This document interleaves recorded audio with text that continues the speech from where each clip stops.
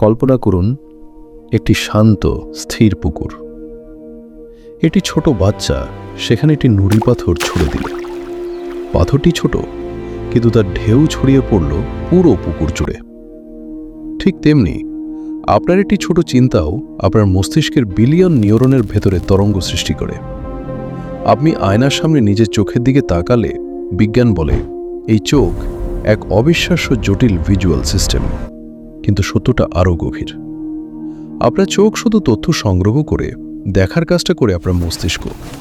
আর আশ্চর্যের বিষয় হল মস্তিষ্ক সবকিছু সরাসরি দেখে না, বরং বাস্তবতার একটি মডেল তৈরি করে। যেমন ফ্রিজ খুললে আমরা ভাবি লাইট সবসময় জ্বলছিল, তেমনি আমাদের মস্তিষ্ক প্রয়োজন অনুযায়ী দৃশ্য তৈরি করে।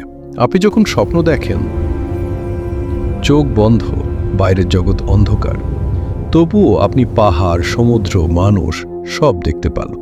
তাহলে প্রশ্নটা সহজ, দেখছে কি? নিউরোসায়েন্টিস্ট ডোনাল্ড হাফম্যান একটি ভিন্ন ধারণা দেন।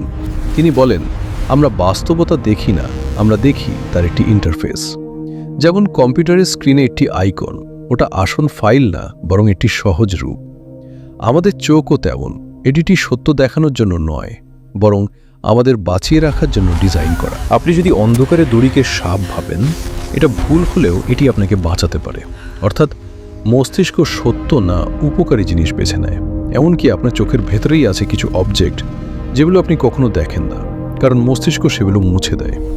আমরা যা দেখি তা বাস্তবতার সরাসরি ছবি নয়, বরং একটি ফিল্টার করা ভার্সন। মানব মস্তিষ্ক শুধু একটি অর্গান নয়, এটি একটি জটিল নেটওয়ার্ক।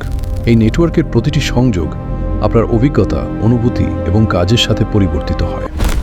যখন আপনি কাউকে কষ্ট দেন, আপনার মস্তিষ্ক সেই অনুভূতির প্রতিফলন তৈরি করে, এবং যখন আপনি ভালো কিছু করেন, মস্তিষ্কে তৈরি হয় পজিটিভ সিগন্যাল। বিজ্ঞান এটাকে নিউরাল কানেকশন পরিবর্তন বলে, আর ধর্ম এটাকে বলে কর্মফল। কুরআনে বলা হয়েছে, একটি ক্ষুদ্র ভালো কাজও হারায় না, একটি ক্ষুদ্র খারাপ কাজও লুকায় না। এটি শুধু আধ্যাত্মিক ধারণা নয়, এটি আচরণ ও মস্তিষ্কের একটি বাস্তব প্রতিফলন। যখন শরীর কাজ বন্ধ করে, তখন কি সেই সিগন্যাল সম্পূর্ণভাবে হারিয়ে যায়, নাকি এটি অন্য কোথাও রূপান্তরিত হয়? এটি এখনও প্রমাণিত সত্য নয়, কিন্তু এটি একটি বড় প্রশ্ন যা বিজ্ঞান এবং দর্শন দুটোকেই ভাবতে বাধ্য করে। কুরআনে বলা হয়েছে, মানুষ একসময় সত্যকে উপেক্ষা করে, কিন্তু একদিন তার সামনে থেকে পর্দা সরিয়ে দেওয়া হবে, তখন তার দৃষ্টি হবে প্রখর। এই আয়াতটি একটি গভীর ধারণা দেয়, আমরা হয়তো এখন সম্পূর্ণ বাস্তবতা দেখতে পাচ্ছি না। আমাদের চোখ সীমিত, আমাদের উপলব্ধিও সীমিত। প্রশ্নটা হলো, আমরা কি শুধু দৃশ্যমান জগতেই সীমাবদ্ধ থাকব, নাকি আমরা সত্য বোঝার জন্য নিজেকে প্রস্তুত করব?